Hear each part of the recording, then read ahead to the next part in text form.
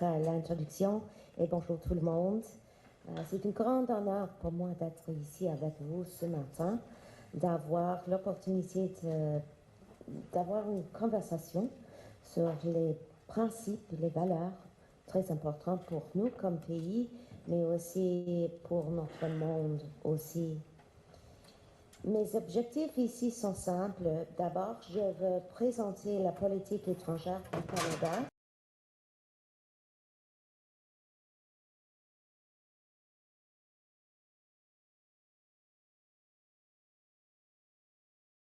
Ça veut dire pour votre travail comme leader de la société civile. Ensuite, je veux souligner l'engagement du Canada envers un espace civique fort et indépendant qui est à la base de la démocratie partout dans le monde. The Prime Minister's speech at Davos is a topic of general conversation, not only in diplomatic circles, but around coffee tables and workplaces, water coolers across the country. And what I'd like to take from the Davos speech in terms of our conversation today is this idea that the geopolitical environment, including the global trading order, is in a state of rupture, and it requires a new form of cooperation across several metrics. The Prime Minister used the concept of middle powers in order to speak about the need for coalescence around issues of the day. And today, we can expand that concept to think about civic space, civil society, the values that underpin our work every day, the values that we need to protect together in our own country and beyond. Now, in this volatile and unpredictable landscape, the way in which I often describe our foreign policy is to refer to it as principled pragmatism. It is not the case that our principles have fallen by the wayside. On the contrary, they motivate me and our government every day in making decisions about our foreign policy as we respond pragmatically to the fact that we need to double non-US trade over the next 10 years in order to ensure that Canada's economy continues to grow. And that's exactly what we're doing, bringing this concept of principled pragmatism to bear. C'est un moment décisif en s'assurant que notre aide est concrète, ciblée et qu'elle rejoint les personnes qui en ont le plus besoin. Même si le système d'aide internationale est en train d'être revu en profondeur, le Canada reste déterminé à faire en sorte que l'aide humanitaire ait le plus grand impact possible pour ceux qui en ont le plus besoin. And I'll just indicate that in this moment, where countries around the world are reevaluating and indeed retreating in some cases from ensuring that humanitarian aid is on the table in the world's most grave crises, Canada continues to step forward, putting forward $400 million for Gaza, $340 million for Sudan, nearly $40 million for Lebanon, and $12 million for Cuba, to name a few recent announcements that we have made in terms of humanitarian aid. And I want to take a step back and say that these are not just figures, but they represent real support delivered through trusted humanitarian partners to people facing extraordinary hardship. And so my next point then is that this work does not happen in isolation at all. It is strengthened through our leadership on the global stage, but in coordination with international organizations.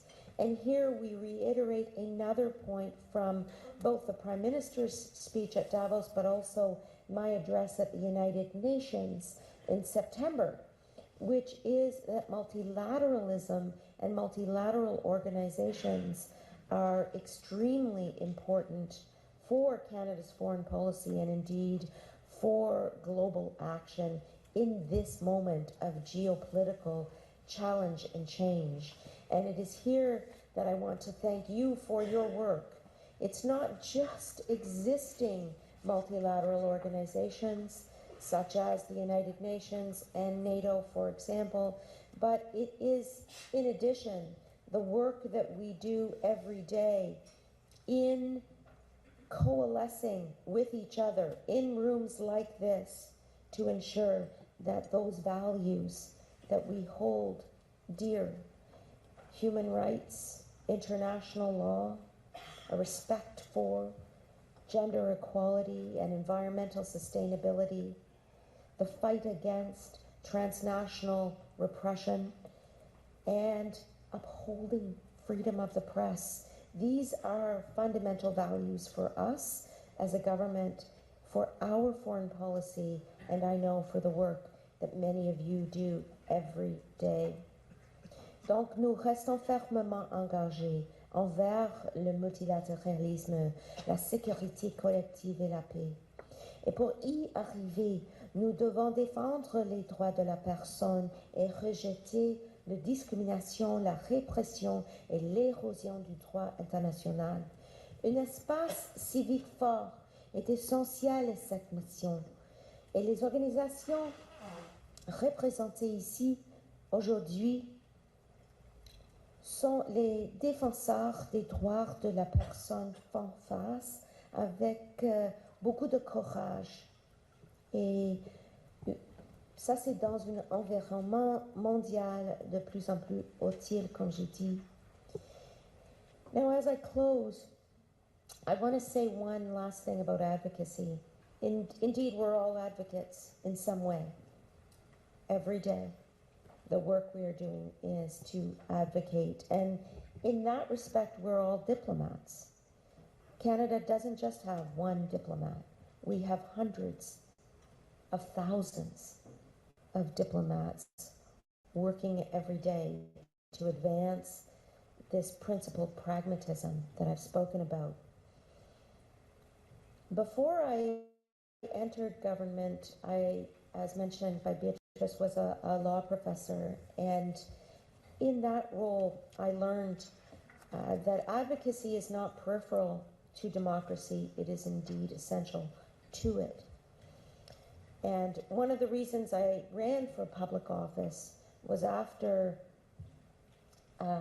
seeing many of our domestic institutions and indeed international institutions undermined, seeing the principles of democracy, many of which I just mentioned, become increasingly eroded. And I said, I'm going to try to make a difference nationally. And many people told me as a racialized woman that I wouldn't get elected to public office, that it was not possible in my riding at the time. And those were dark days, and I thought, why should I keep going? And I'll just say that that moment in my life taught me that sometimes you have to trust in institutions, you have to trust in principles, you have to trust in the collective will to do the right thing.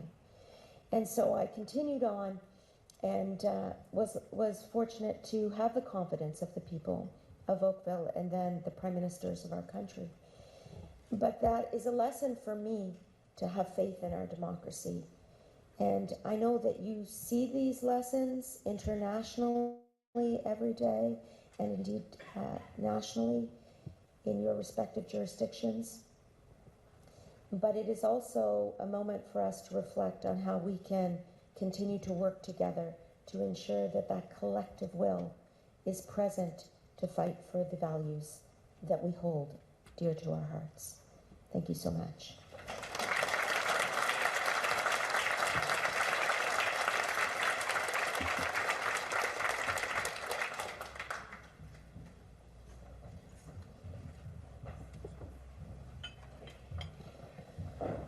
Merci infiniment, Madame la Ministre, pour ces mots importants, ces engagements importants, défendre le droit international des droits humains, défendre le droit international humanitaire. Pour nous, c'est effectivement concret et très concret, et ça demande des victoires concrètes aussi. On a besoin d'espoir, mais on a tous foi en la démocratie. Clairement ici, maintenant, c'est comment on le travaille, comment on lève nos voix et nos actions. Merci infiniment. Maintenant, on va jaser. On va jaser ensemble et échanger. Ça me fait grand plaisir donc d'inviter sur la scène les deux qui nous font vibrer déjà depuis 2 jours et qui vont nous emmener dans cette 3e journée-là avec un échange ensemble avec Madame la Ministre. Donc j'invite sur la scène Mewan Rehab, donc fondateur et président de Resilient Societies, et Kate Higgins, président de Coopération Canada. Merci.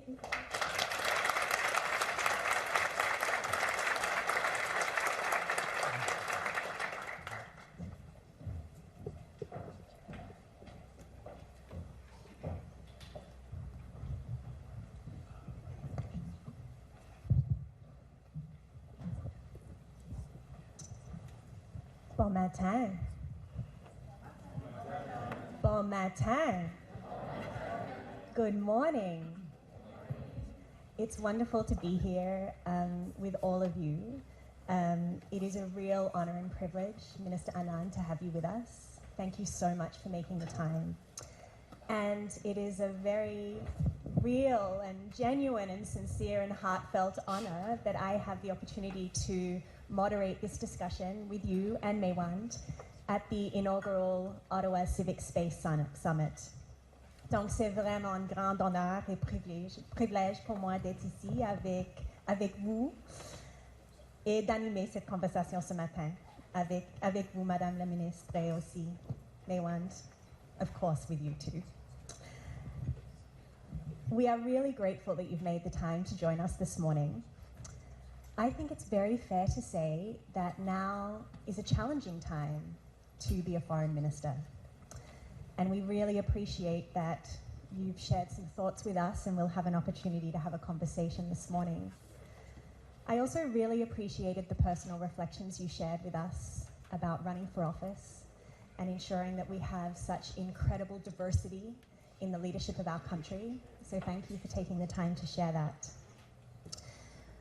You were talking about principled pragmatism, and the title of our conversation this morning is From Principle to Practice, Canada's Role in Defending Civic Space.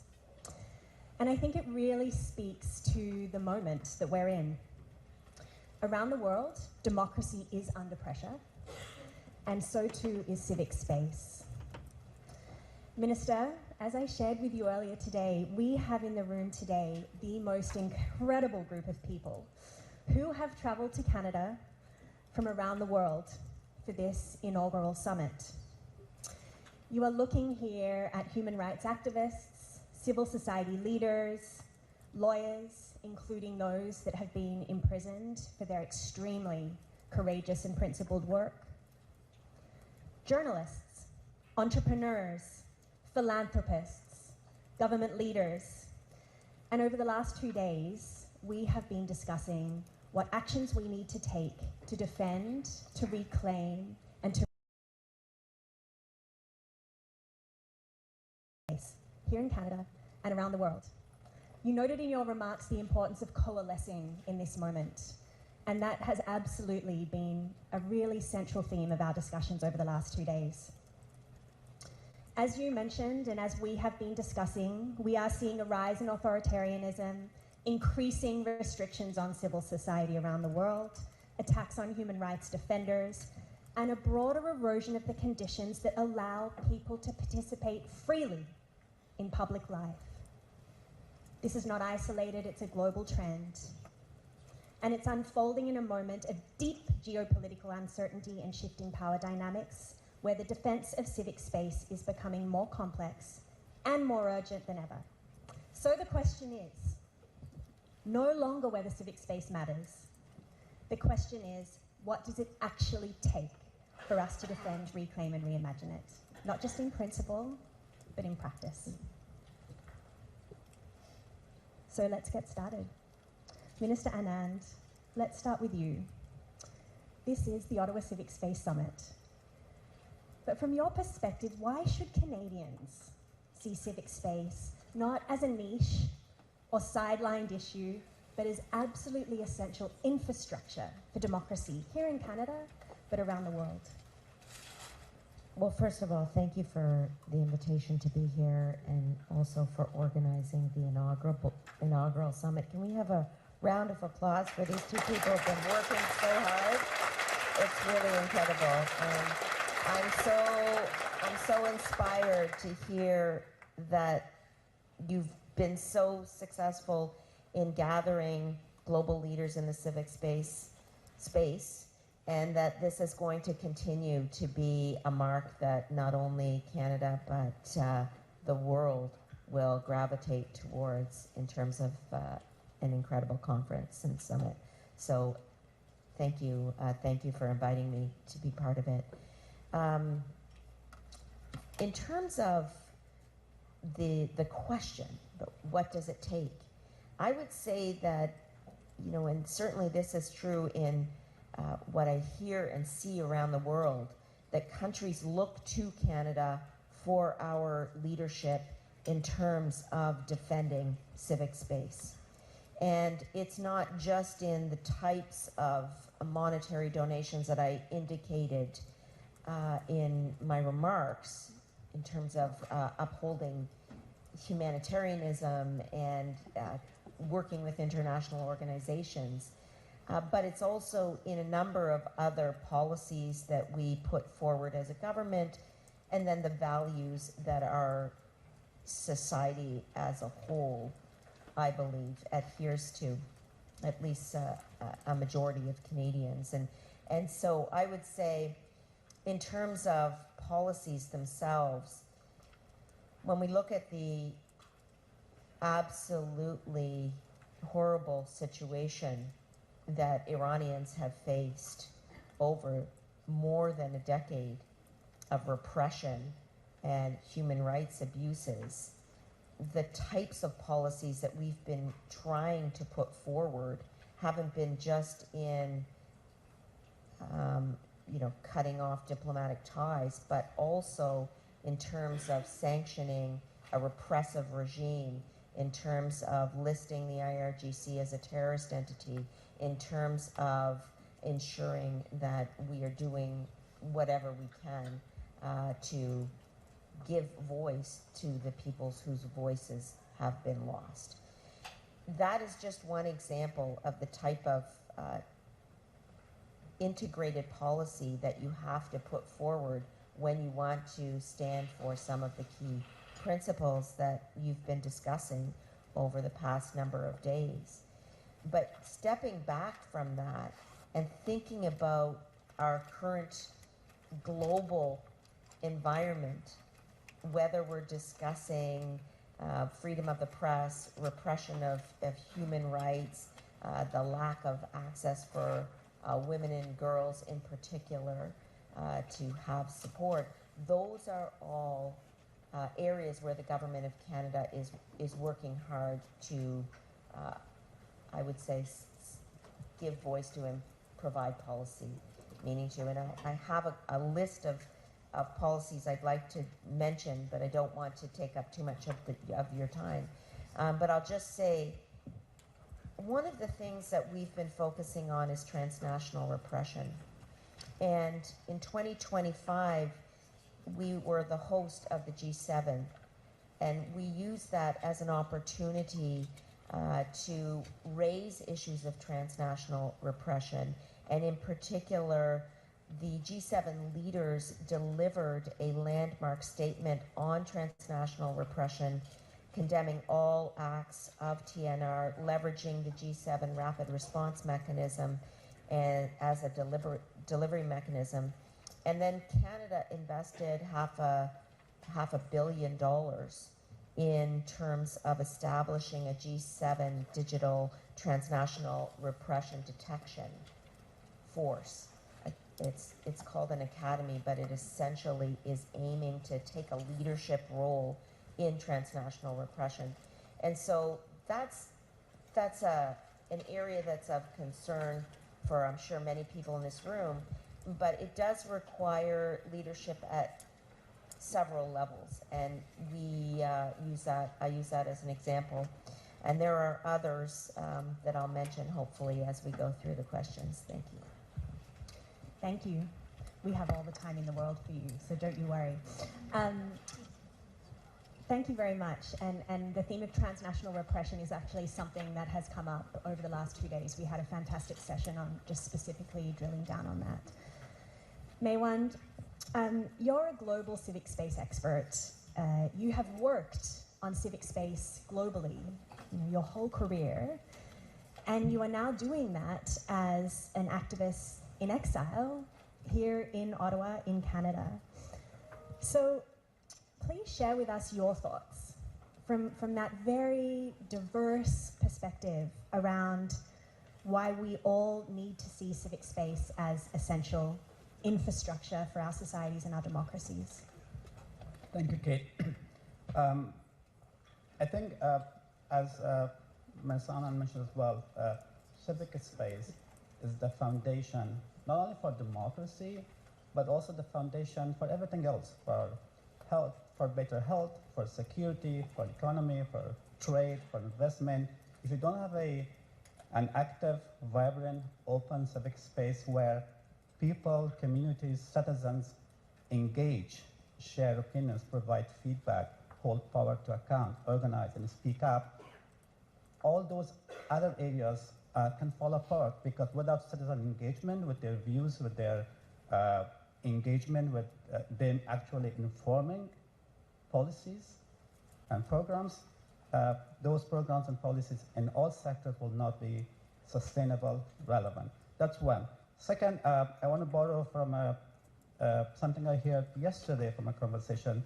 When I say civic space as a critical infrastructure like roads, like water dams, or like other critical infrastructure that we have, is because this is the foundation, but also you have to invest on it all the time to prepare and to get better.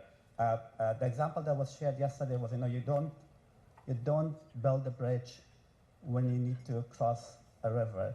You have to build the bridge earlier, so when you need to cross, the bridge actually exists. So same with civic space. We have to build it in advance. It has to be there. It has to be strengthened. It has to be nourished, so that actually it is resilient when you're attacked, when the forces of repression, authoritarianism is rising, and civic space and human rights and democracy, our core foundational values are under attack. Actually, we have the infrastructure that creates the kind of resilience that we need to withstand, not only to withstand those kind of attacks, but actually thrive and fight back and make it even more strong. And also, when you look at civic space as an infrastructure, it kind of allows societies to correct itself, to self-correct. We don't have to wait for the next election cycle so that we can provide our inputs in how we are governed. An open, vibrant civic space allows the citizen as a mechanism to self-correct the systems, to hold power to account, to provide inputs into policies, programs, and deliveries, so that actually we can have a better security, better economy, better quality of life, better education. Thank you. I think one of the themes that many of us will be taking away with us after these 3 days together is civic space as critical infrastructure for societies and democracies. Minister Anand, you are the Minister of Foreign Affairs for our country, and as I said, it's not the easiest time to have that very important role. And we're all observing that Canada is reshaping its foreign policy amid these rapidly changing geopolitical dynamics and democratic backsliding that we're seeing. So in that context, where do you see civic space fitting in this new foreign policy? And how do you navigate the very, frankly, difficult tensions between defending, protecting, promoting civic space and democracy, and advancing other priorities that are very important too, like security, trade, and our strategic relationships.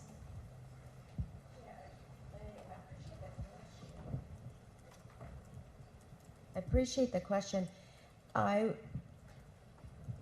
want to gently push back against the idea that civic space is somehow different from our objectives relating to economic growth and defense and security.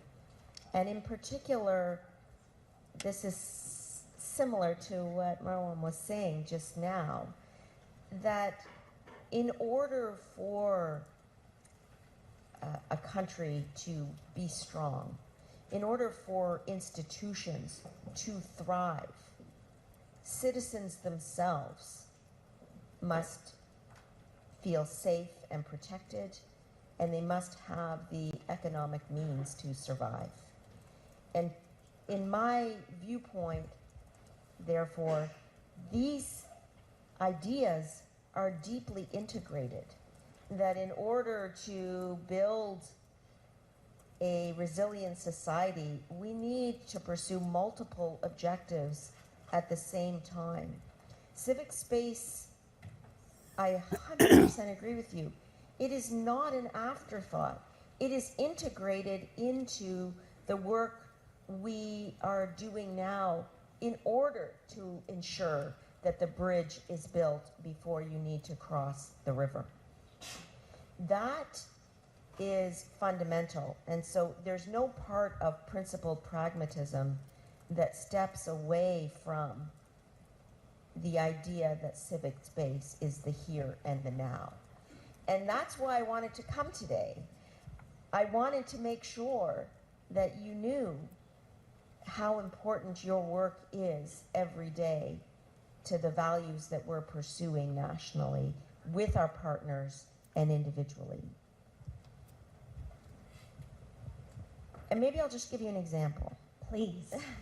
Because that was fairly theoretical. But I'll say, when we talk about the closure of the Strait of Hormuz, most people refer to the fact that 20% of the global energy supply is choked by the fact that there's a blockage now. Some people refer to the UN Convention on the Law of the Sea and international customary law and norms that requires freedom of navigation. And I do that too. I mention both of those 2 points often. The third point that we cannot forget is that global supply chains for key survival mechanisms are absolutely also cut off. Think about fertilizer, for example. It's not just the fact that fertilizer isn't able to flow, it's that the food supply chain, the nutritional supply chain is under threat. It's exacerbated as well by the conflict and illegal invasion of Russia in Ukraine, where those food supply chains are also at grave, grave risk. And I'm thinking of Ukraine's preeminence in wheat and grain exports. So, you know, these issues are deeply about the need to protect people and the survival of people and their rights to shelter and food and basic survival necessities. And I never forget that when we're talking about some of the broader concepts and indeed the situation in the Strait of Hormuz. I mean, thank you for, I think, giving us some really kind of strategic insights, but actually anchoring it in the reality of the examples and the reality that we're facing. And I also appreciate your very polite and very gracious pushback because we have actually really tried to foster an environment of us being able to push back with each other and disagree, and really seeing the importance and the value in a pluralistic society of us being able to have conversations and unpack really challenging contexts together, acknowledging we're not always coming from the same perspective and we may not always agree. In that context, Canada does speak out on the importance of democracy abroad, and yet governments, including ours, increasingly face pressures to stay quiet when strategic or economic interests are at stake. So how do you navigate that very challenging, complex reality? And how do you navigate when and how Canada should be speaking out against attacks on civic space around the world? Well, I'll begin by saying that I 100% agree with you as well, that around the world, these areas of civic space are democratic institutions, freedom of the press, the sanctity of life and indeed human rights are under threat, and that we have a responsibility to stand up for those values, those principles that I mentioned in my remarks. And at the same time, as we build our relationships around the world, there are the moments where you need to look across the table to the diplomat on the other side and raise the issue that is representing the values that we're discussing here today.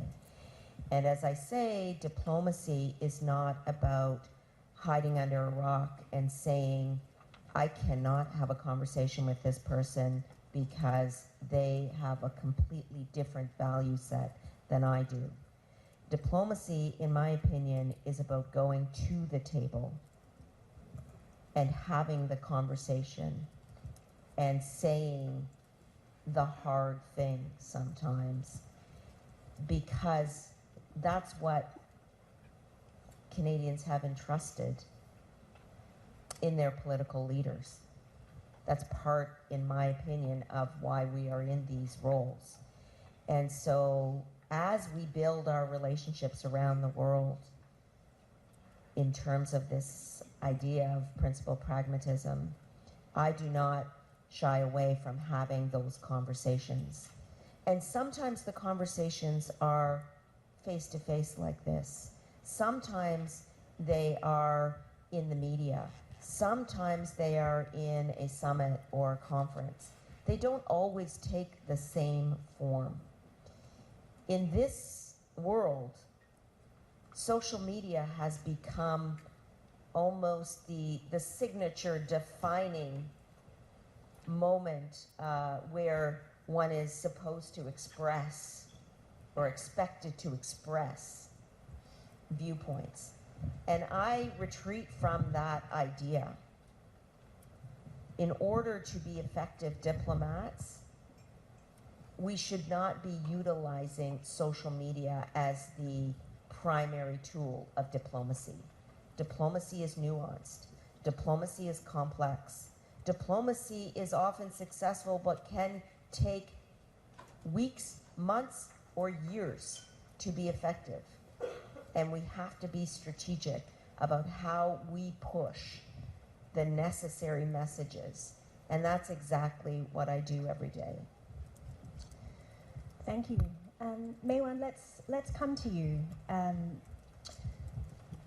We have been discussing over the last 2 days that around the world, authoritarian governments, but also authoritarian and anti-rights movements are becoming increasingly coordinated in restricting civic space.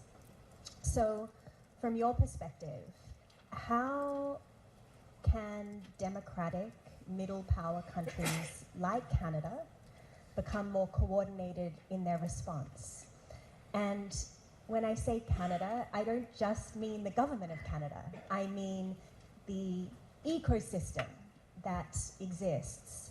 How can we work with others to be more coordinated with others around the world in our response, acknowledging that those that we are really fighting against are increasingly well organized and well resourced?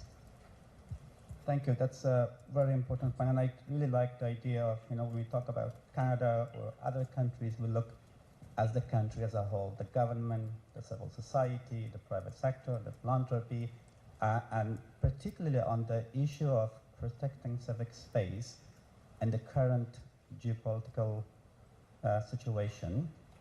It's critical that we not only leverage the expertise, the resources, the leadership that we have in our governments, but that we also leverage our civil society, the public, our media, our cultural institution. And in this particular moment, in fact, that works better when we sometimes, governments, for a variety of real reasons, can't be as open, as direct as they want. But that's the opportunity for civil society then to step up and have the support and the resources they need to speak up when governments may not, for a number of reasons that we all know, be in a position to directly confront global powers when they repress civil society, be it in the East or in the West. That kind of emphasizes the role of civil society, of different countries to step up and work with governments, like-minded governments who believe in liberal democracy, to actually push for our collective agenda. That's one. Second is about consistency. I think one issue that we have been dealing with in the past few years particularly is when you don't have consistent approach to protecting civic space, to supporting democracy, human rights, that's where you lose trust of the public, of our own country or countries that we work with. So I think middle powers like Canada and others, we need to make sure that we are consistent in our approach and we are coordinating as well, because the other sides, the forces of repression, countries that does not believe in values of civic space and democracy, they are super coordinated. They have the resources that they need and they act fast. So my third point is really about moving fast, acting with a sense of urgency that the current moment requires. Delaying democracy, delaying human rights is denying democracy and denying human rights. So we need to move at the speed of relevance. Sometimes when the support comes too late, it doesn't help at all. So that's kind of the other point I want to mention. And the last point, I was really pleased that Mr. Anand talked about how critical is countering transnational repression. And I'm really pleased that we saw Canada's leadership last year in G7 to invest on and focus on countering transnational repression. And our research in Canada, but also globally, demonstrate that this is a critical issue for civil society activists, particularly those like myself who are in exile. And what I want to add to that conversation is that in a lot of discussion around transnational repression and countering transnational repression, the voices of civil society, the voice of activists in exile themselves, who are targets of transnational repression operations by their home countries or by malign actors, they are not, their agency and their voice are not as acknowledged and recognized and involved in the process as they must be. So my request to Mr. Anand is that to ensure, as we move forward with building resilience to transnational repression in Canada and beyond among these 7 countries, that we really facilitate the meaningful engagement of activists in exile in Canada, but also other countries, so that they actually are part of shaping our collective global response to transnational repression. Thank you. Well, thank you for mentioning that, and I just remembered that I did have that list. If I could just mention a couple of other things. I think we want the list. I just want to mention a couple of other programs that have been very important in this moment where I'm trying to make the point that our principles infuse our foreign policy. It is principle pragmatism. It isn't pragmatism alone. And so I did mention transnational repression. Also, we have a rapid emergency assistance for human rights defenders facing imminent risk through initiatives such as our newly established Lighthouse Global Protection Fund, $4 million between 26 and 2028. It's Access Now's digital security helpline, $1.8 million between 2025 and 2027. We have women's voice and leadership programs, as well as an equality fund, and funds $86 million to more than 1,600 women's organizations, strengthening human rights in multiple areas, including LGBTQI plus rights, sexual and reproductive health and rights, and gender-based violence. So the principles that I mentioned in my remarks are actually grounded in policies that we are rolling out or have rolled out or will continue to support. That's one point. The next point is on women, peace, and security. This is an area where we're able to combine the importance of women and girls in our foreign policy with defense and security. And in the coming weeks, I hope to announce a new Women, Peace, and Security ambassador for Canada. Thank you.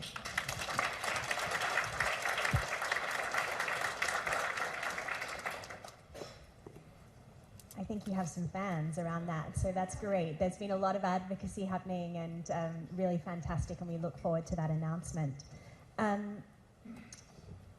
We're coming to the end of our time, and I just have a final question for each of you. We've heard how Canada positions itself as a defender of democracy and human rights in a really challenging geopolitical context. We also know that we are in a context of tightening and declining international aid budgets, which is really limiting capacity to support this really, really critical work. So acknowledging that Canada is doing some really important things on the policy front, but also in terms of investment, but also being aware of this rapidly changing geopolitical context. Over the next 12 months, for example, where do you see one or two real opportunities for Canada to show leadership on the issue of civic space? I would be remiss if I chose one or two areas, because the premise of my remarks today has been that civic space, the importance of institutions like freedom of the press, like human rights, gender equality, reconciliation, and environmental sustainability, to name a few.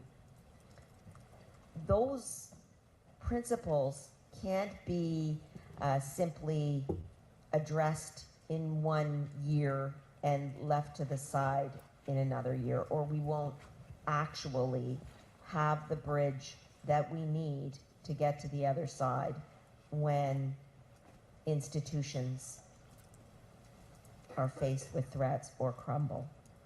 And so my view is that in this moment where we're building trade relationships around the world, where we are seeing more and more foreign direct investment coming into our country, we have to at the same time continue to ensure that the voices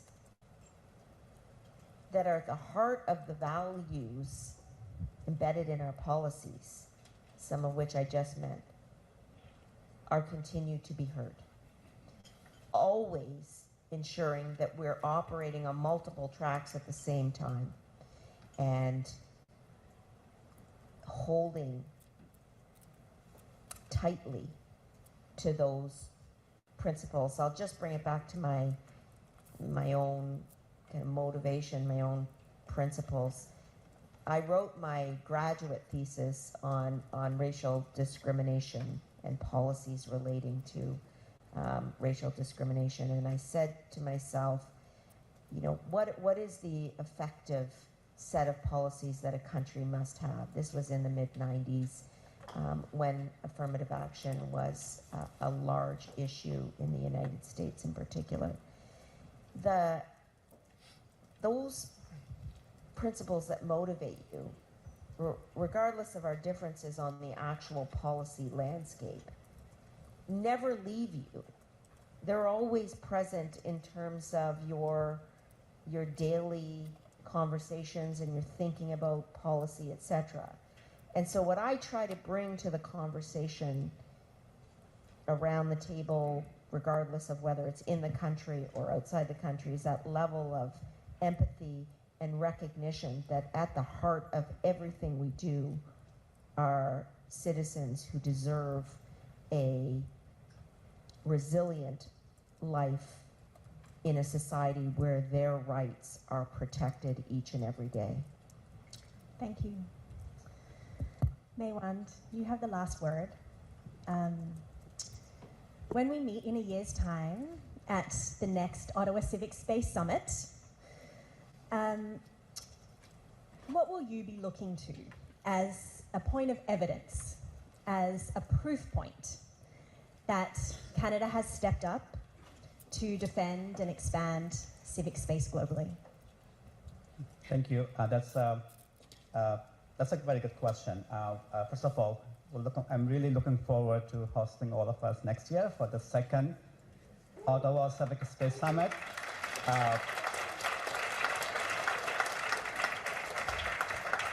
We'll no longer have inaugural in front of our name. It will be the Ottawa Civic Space Summit. That was like when I was a first cabinet minister, they kept calling me rookie.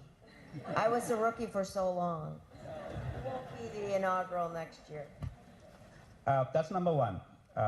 Number two, we published, a few months ago, we published a policy paper called Civic Refuge, Canada's next step for protecting democracy and civic space.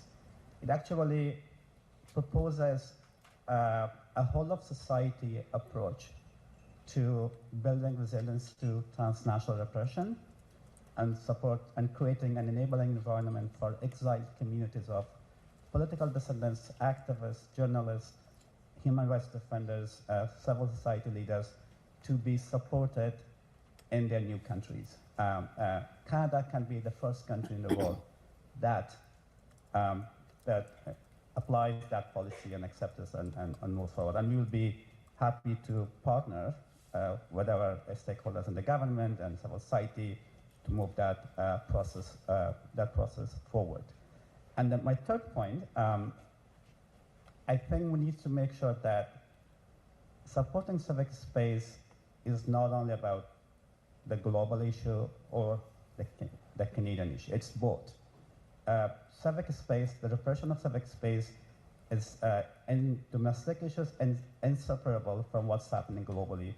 So we need to make sure that there's an alignment of how we invest internally in building civic resilience in Canada and how we protect civic space globally are aligned. We learn, we are able to transfer our and share our learnings from Canadian culture and Canadian system, and also learn from what's happening around the world so that we collectively can strengthen civic space in Canada, but also globally. Well, Minister Anand, thank you so much for being with us. Maywand. All right, so we hope you enjoy your afternoon. We're going to end it there. Leave your thoughts and your comments. Thank you for joining us. Like, follow, and subscribe.